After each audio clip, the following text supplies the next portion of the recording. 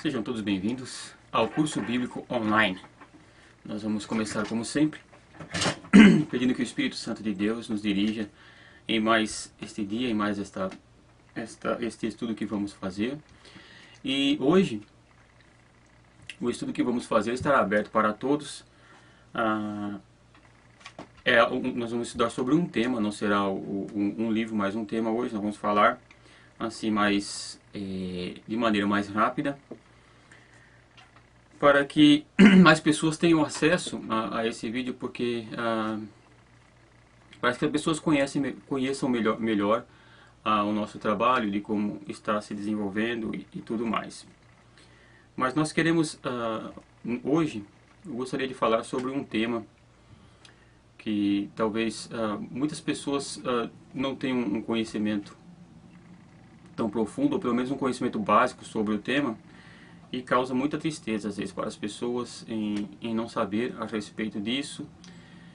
E aproveitando também que essa semana nós tivemos na segunda-feira aqui nos Estados Unidos o Memorial Day, que nós comemoramos, lembramos de todos aqueles que morreram, chamados os heróis da América, né, que morreram pelo país para a construção de uma sociedade digna e justa.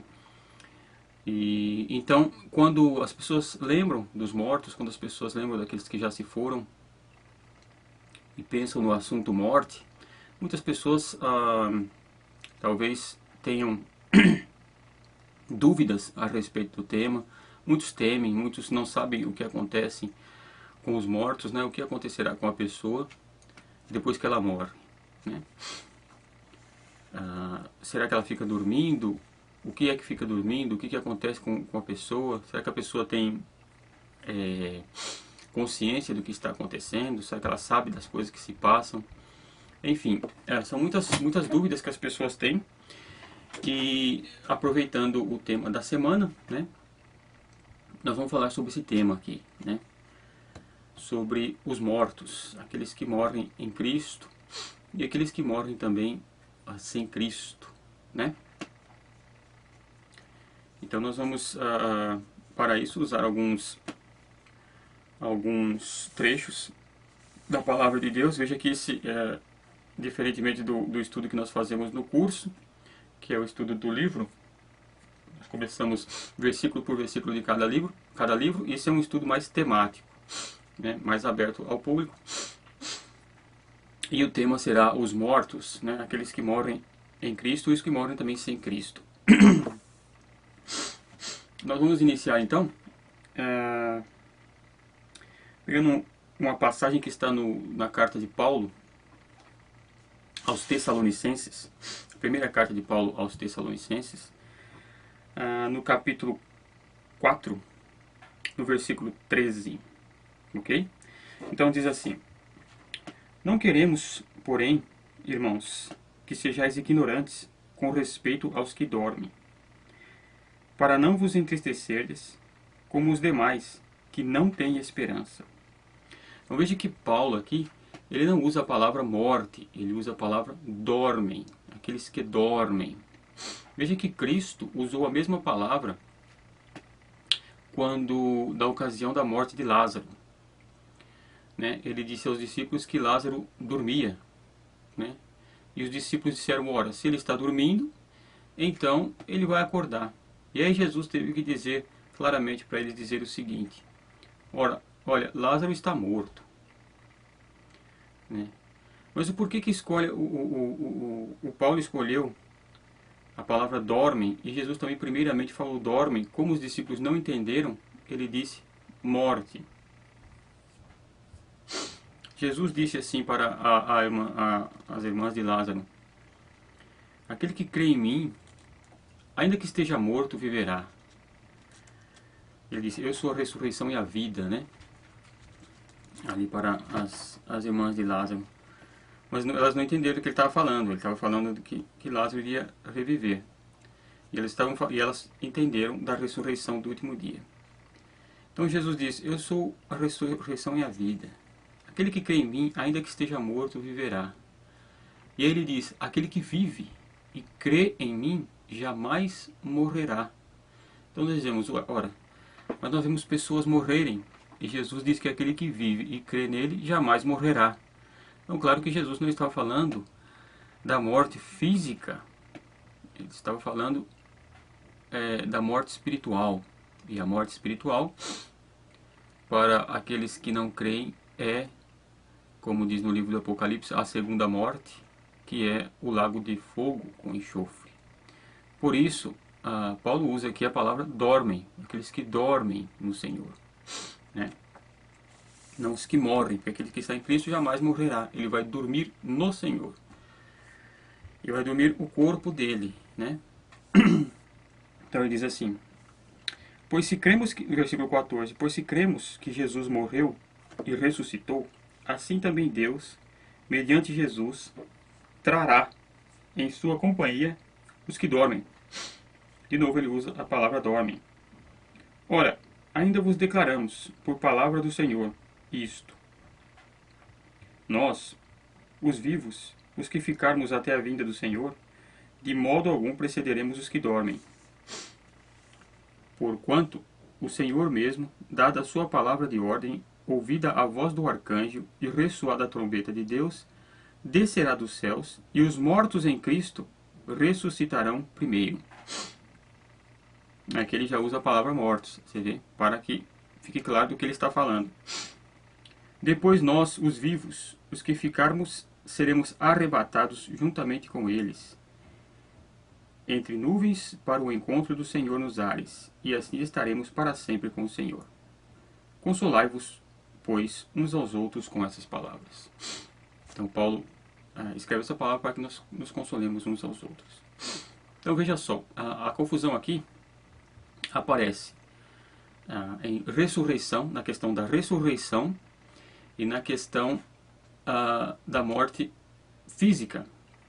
Então o que ressuscitará é o corpo físico, não a alma. A alma vai com Deus. O homem, sendo tridimensional, corpo, alma e espírito, ou ao contrário, espírito, alma e corpo.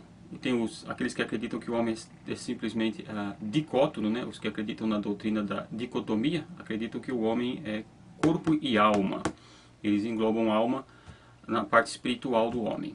E os tricótonos acreditam que o homem é espírito, alma e corpo. Bom, mas nós não vamos entrar nesse tema agora porque não é o caso hoje. Mas enfim, tanto sendo dicótomo como tricótomo, a parte espiritual do homem é a parte que não morre, é a alma imortal.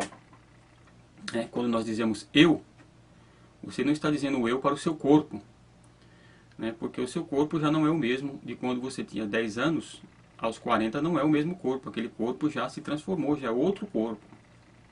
Mas a pessoa, o eu, que é a alma imortal, esta alma vivente imortal, ela não morre.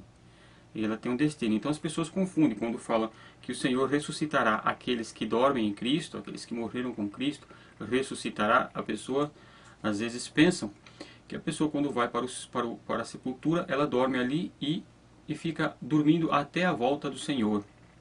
Não, o que fica dormindo é o corpo, é a parte corporal do homem. A alma tem o seu destino, né? Salomão até diz, né, até que o corpo volte ao pó e o espírito volta para aquele que o deu, né? Vai diante de Deus para Deus o julgar, ok? Então nós vemos isso também, nós temos um exemplo na própria parábola de Jesus, o que acontece quando está falando de dormir, é o corpo da pessoa. Nós podemos encontrar isso no Evangelho de Lucas, no capítulo 16, versículo 19, na parábola do rico e o mendigo, né? O Lázaro. Alguns até dizem que isso não é uma parábola porque Jesus dá o nome a Lázaro e nas parábolas Jesus não dá nome, né? Mas enfim, o tema aqui está dizendo a respeito da morte.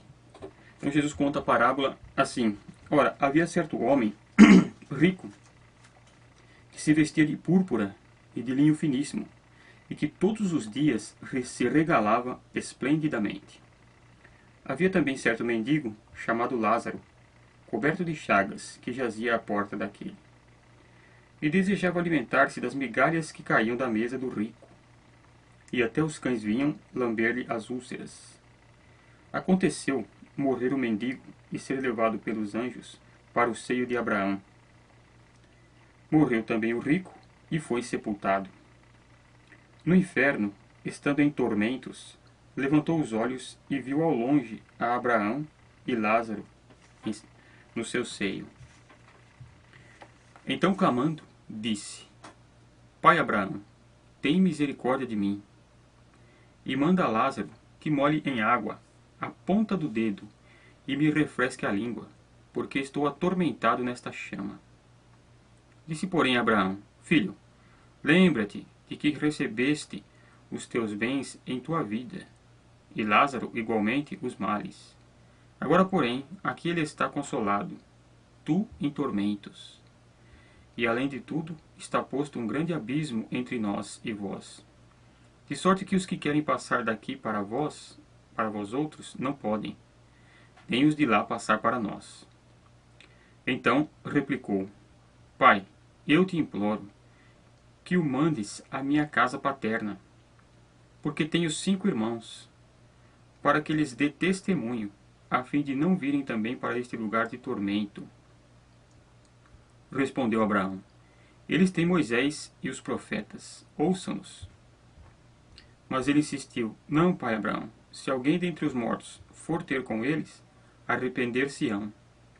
Abraão, porém, lhes respondeu: Se não ouvem a Moisés e aos profetas, tampouco se deixarão persuadir, ainda que ressuscite alguém dentre os mortos. Então nós vemos Jesus aqui contando essa história do rico e o mendigo chamado Lázaro. Os dois morreram. Lázaro foi para o seio de Abraão. Quem estudou o livro do Apocalipse vai entender o que é o seio de Abraão. Era o lugar antes da vinda de Jesus, onde iam os justos, né? Jesus levou para o paraíso agora. Então o que acontece? Morreu Lázaro e morreu também o rico depois. O rico estava no inferno, e o que as pessoas perguntam é isso: será que eles têm consciência do que está acontecendo? Ora, aqui nessa parábola, nessa história ou parábola, não se sabe ao certo, nós vemos que Lázaro estava no inferno, e de lá ele levantou os olhos e viu Abraão, reconheceu Abraão. Como ele reconheceu Abraão? Podemos ser que Abraão tinha vivido muito tempo antes dele, né? Porque ele tinha consciência das pessoas que estavam conversando com Abraão lá. Então ele viu Abraão e disse: Pai Abraão, chamando de pai porque certamente era um judeu, né? E Abraão, o pai dos judeus, da nação judaica. E ele disse: Pai Abraão, manda a Lázaro para molhar o dedo na água e pôr na minha língua, porque eu estou sofrendo muito aqui nesses tormentos. Abraão disse: Olha, filho, você teve muitos bens tal na vida e ele só tormentos. Agora ele está aqui sendo confortado e você sofre. E ele disse: Manda Lázaro, eu tenho 5 irmãos. Ou seja, ele lembrou dos 5 irmãos lá no inferno. Ele lembrou dos 5 irmãos que tinha e pediu que Lázaro fosse lá para que os irmãos dele não fossem parar lá no inferno também. Dar testemunho, para dizer: olha, vai lá e dá testemunho que existe aqui o inferno, o céu, para meus irmãos terem uma vida justa, para que eles não venham parar aqui. Abraão disse assim: olha, você vê, ele lembrou dos irmãos, ele estava totalmente consciente, né? E então Abraão disse assim: olha, lá eles têm Moisés e a lei, ou seja, eles têm a palavra de Deus lá. Se eles não ouvem a palavra de Deus, ainda que um morto dentre os mortos apareça, eles não vão dar ouvido, porque a palavra de Deus vem direto de Deus, ok? Então, as pessoas devem ouvir a palavra de Deus para se converterem, para irem ao Senhor. Mas a questão é o seguinte: as pessoas lá, né, têm plena noção das coisas que estão acontecendo. E aí poderíamos dizer: ah, mas isso pode ser no inferno. Mas Abraão estava no céu, né? Há também um outro texto que nós podemos ler, para ficar mais claro um pouco, no próprio livro do Apocalipse, no capítulo 6, no versículo 9. Os que estudaram o livro do Apocalipse vão se lembrar desta passagem. Você veja que no capítulo 6 do livro de Apocalipse, no versículo 9, quando está se falando da abertura dos selos, no versículo 9 diz assim: quando ele abriu o quinto selo, vi debaixo do altar as almas daqueles que tinham sido mortos por causa da palavra de Deus e por causa do testemunho que sustentavam. Clamavam em grande voz, dizendo: até quando, ó soberano Senhor, santo e verdadeiro, não julgas nem vingas o nosso sangue dos que habitam sobre a terra? Você vê que eles estavam clamando ali a Deus para julgar e vingar o sangue deles sobre aqueles que estavam sobre a terra, né? Então eles estavam totalmente conscientes da maneira que tinham sido mortos e do que estava acontecendo aqui na terra. Por quê? A pessoa, quando está no céu, ela está no tempo da eternidade. Não existe mais esse tempo, o cromos, que há aqui no nosso meio. Então ela pode ver as coisas como um todo. Então eles clamavam, pedindo a Deus a vingança e o julgamento do sangue deles. Estavam totalmente conscientes. E eram almas. Veja que não era um corpo, né? Aqui ele diz: eu vi debaixo do altar de Deus o que? As almas daqueles que tinham sido mortos ali na grande tribulação, por causa do testemunho da palavra de Cristo, né? Então veja que a pessoa, quando morre, a sua alma imortal vai diante de Deus, e está diante de Deus. O próprio apóstolo Paulo, em uma de suas cartas, ele diz assim: agora eu estou dividido. Quando ele diz que para mim o viver é Cristo e o morrer é lucro, ele diz assim: agora eu estou dividido. Porque se eu vivo, se viver para mim é bom, porque eu estou aqui sendo útil para a obra de Deus. Porém, morrer para mim seria bem melhor, porque eu estaria com o Senhor. O próprio Paulo diz isso. Então ele diz, por isso que ele diz: morrer para mim é ganho, é lucro, né? Porque se eu morrer, eu estarei com o Senhor para sempre.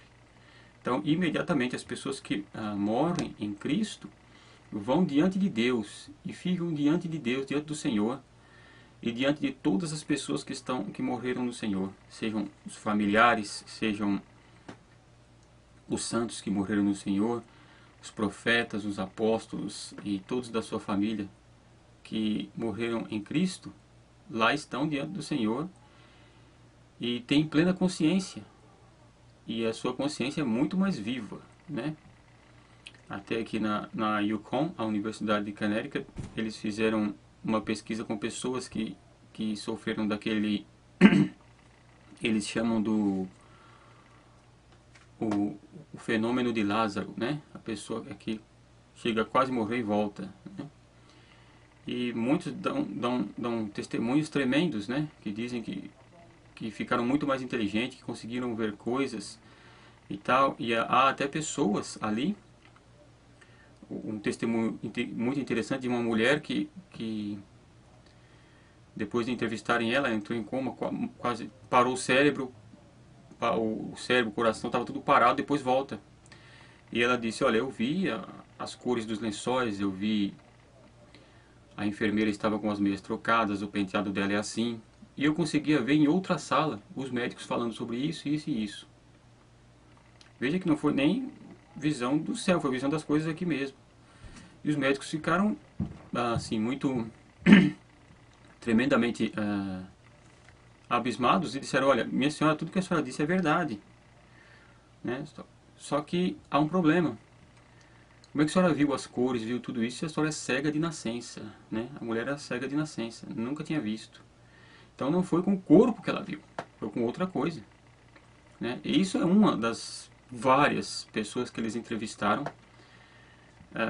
que passaram por esse momento de quase morte e voltaram. Então essa senhora dava esse testemunho. Uma outra disse que tinha visto um sapato vermelho no teto do hospital, e foram checar, era mesmo, mas ela estava lá, né? Então com o que ela viu? Com a alma. A alma é imortal. A alma vai diante de Deus, daqueles que são salvos, e as almas daqueles que estão perdidos vão diretamente para o inferno, em tormento e sofrimento eterno, né? Então, para nós é um motivo de alegria quando alguns dos nossos que partem em Cristo partem para a glória, né? Porque eles vão diretamente diante de Deus. E quando Paulo diz que planta esse corpo, ele fala da ressurreição, né? Planta esse corpo em corrupção e colhe esse corpo em glória. Fala do próprio corpo que vai ser sepultado ali como se sendo plantado mesmo. Este corpo ressuscitará no último dia e se unirá à alma que está diante de Deus. Porém as almas já estão diante do Cristo, diante de Deus, diante dos 24 anciãos ali que nós vimos ali em Apocalipse, os 4 seres viventes, o trono de Deus, Jesus Cristo, nosso Senhor, que estão vendo Ele face a face agora, e estão lá no céu com todos os santos, né, orando a Deus, louvando a Deus, conversando uns com os outros, se alegrando uns com os outros, juntamente com os anjos e os arcanjos, e, enfim, toda a hoste celestial. Todos estão juntos, né? Você vê que quando Jesus se transfigura ali no monte, aparece Moisés e Elias, duas pessoas que já estavam lá no mundo espiritual. Eles aparecem ali, né, com Jesus. Jesus se transfigurou e Pedro, Tiago e João vêm, ficam maravilhados com a visão que tem ali e Jesus juntamente com eles. O porquê isso? Porque nós costumamos dividir, né? Olha, os mortos morreram, estão lá, não sabemos como estão, não podemos mais saber, só vamos vê-los depois da ressurreição. E não é assim, né? O mais interessante disso, nós vamos abrir aqui nossas Bíblias agora na carta aos Hebreus. E há algo tremendo aqui. Hebreus capítulo 12, no versículo 18, quando o escritor aos Hebreus, né, muitos afirmam que é Paulo, outros dizem que é Apolo, né?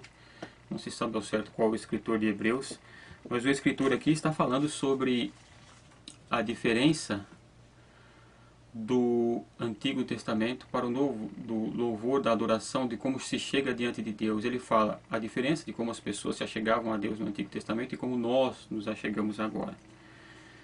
Então ele diz assim, no versículo 18, capítulo 12, versículo 18, da carta aos Hebreus, ele diz assim: Ora, não tendes chegado ao fogo palpável e ardente, e a escuridão e as trevas e a tempestade, e ao clangor da trombeta, e ao som de palavras tais que, quantos o ouviram, suplicaram que não se lhes falasse mais, pois já não suportavam o que lhes era ordenado.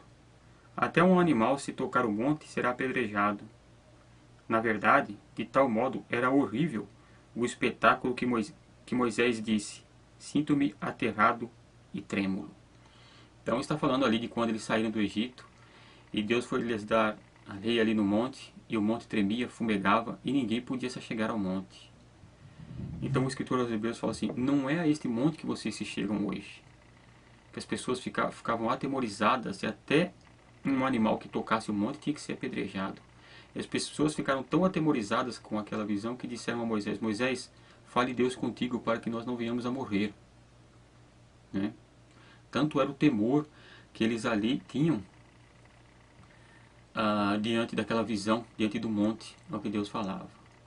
E o escritor diz assim: não é este monte que vocês têm chegado, mas tendes chegado ao monte Sião, e à cidade do Deus vivo, a Jerusalém celestial, e a incontável hostes de anjos, e a universal assembleia, e igreja dos primogênitos arrolados nos céus, e a Deus, o juiz de todos, e aos espíritos dos justos aperfeiçoados, e a Jesus, o mediador da nova aliança, e ao sangue da aspersão que fala coisas superiores ao que fala o próprio Abel. Então veja o que ele diz aqui. Não é mais aquele monte que fumegava e todos temiam. Mas é ao Monte Sião, a cidade, a Jerusalém celeste, né? E a incontável hostes de anjos. Nós ficamos imaginando, quando nós entramos em oração, nós temos o costume às vezes de dizer, falar, eu estarei em oração com vocês aí, ou estarei em espírito com vocês. O próprio apóstolo Paulo diz, né, estarei aí em espírito, estarei em oração com vocês, vamos estar unidos em oração, em um só espírito. Seja a igreja aqui nos Estados Unidos, seja a igreja no Brasil, seja a igreja na África, na Ásia, aonde estiver, nós dizemos, nós estamos unidos em oração, estamos unidos junto com Deus. Ora, acontece que nós não estamos só unidos em oração com a igreja aqui na terra. Veja que ele diz, mas tendo-se chegado ao Monte Sião, a cidade de Deus, a Jerusalém celeste, e as incontáveis hostes de anjos, e a universal assembleia e igreja dos primogênitos arrolados nos céus. Ou seja, a igreja dos primogênitos que já estão no céu, e a igreja que está na terra é uma só. O reino espiritual não há divisão. Por isso que Jesus se transfigura ali no monte Tabor, e ali aparece Moisés e Elias do lado dele. O reino espiritual não há divisão. É uma só igreja. Quando nós falamos, Deus é espírito. E importa que os que o adorem, adorem como? Com vacas, com cabrito, com boi? Não. Que o adorem em espírito. Em espírito e em verdade. Então é assim que nós adoramos a Deus, em espírito. E quando nós estamos em espírito, no reino espiritual, estamos em contato com toda esta realidade espiritual que é a igreja que está no céu com a igreja que está na terra. E olha o que ele diz mais. E a Deus o juiz de todos, e aos espíritos. Olha só, a quem nós nos achegamos. E aos espíritos dos justos aperfeiçoados.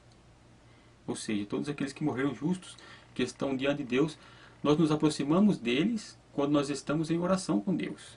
Porque diz assim, e a Jesus o mediador da nova aliança, e o sangue da expiação, fala assim, né? E a Deus, juiz de todos, e aos espíritos aperfeiçoados, e a Jesus o mediador da nova aliança, e ao sangue da aspersão que fala coisas superiores, que fala ao próprio Abel. Então, olha só.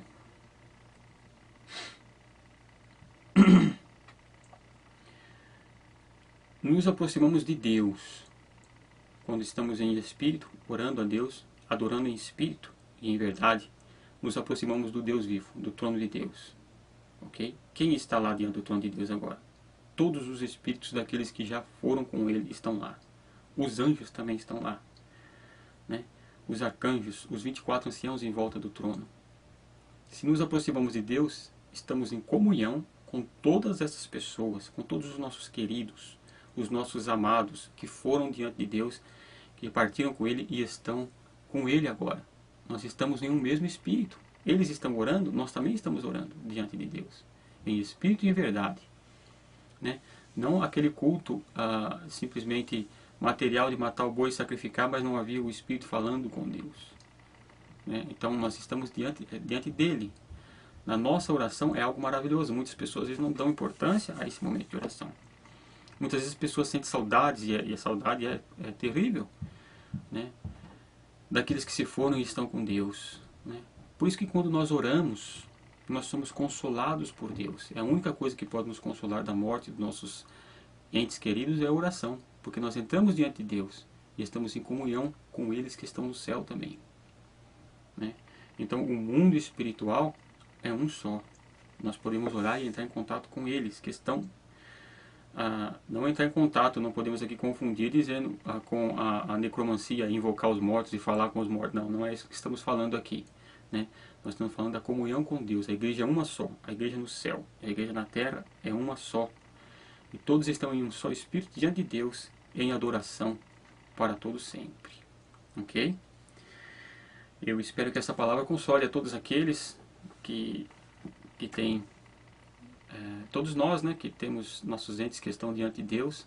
Nós, quando entramos diante de Deus, estamos em plena comunhão com toda a igreja de Cristo. Eles estão felizes, estão reinando com Cristo no céu, estão em adoração contínua, estão em alegria com todos os santos e com todos aqueles que já se foram. Ok? Então, é um motivo para nós nos alegrarmos e darmos graças a Deus por todas estas bênçãos que Ele nos mostra na Tua Palavra. Ok? Que Deus abençoe a todos, tenha uma ótima semana e Soli Deo Glória, somente a Deus seja a glória.